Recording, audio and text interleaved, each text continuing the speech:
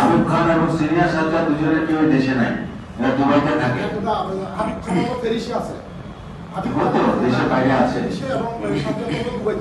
আমরা এই যে আপনি যেটা বললেন এই তথ্যগুলো তার কাছ থেকে গ্রেফতারকৃত আসামির কাছ থেকে তথ্যগুলো নিয়ে প্রয়োজনে ইন্টারপোলের রেড নোটিশ জারি করার জন্য পুলিশের তথ্য অনুযায়ী আসামি গ্রেফতার করাটাই শেষ কথা নয়।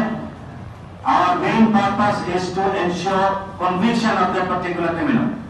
এজন্য এই প্রসিকিউশনকে আমাদের পার্সিউ করতে হবে এবং এই কারণে আমাদের যে পেপার ওয়ার্কগুলো আছে এই পেপার ওয়ার্কগুলো একদম ফুল প্রুফ, একদম ত্রুটিহীন ভাবে তৈরি করতে হবে, যাতে করে কোনোভাবে এই লোক জামিন না পায়, কোনোভাবে এই লোকের রিমান্ড প্রেয়ার টার্ন ডাউন না হয়, রিমান্ড প্রেয়ার প্রত্যাখ্যান না হয় এবং আলটিমেটলি এই লোকের যাতে কনভিকশন এনশিওর হয়।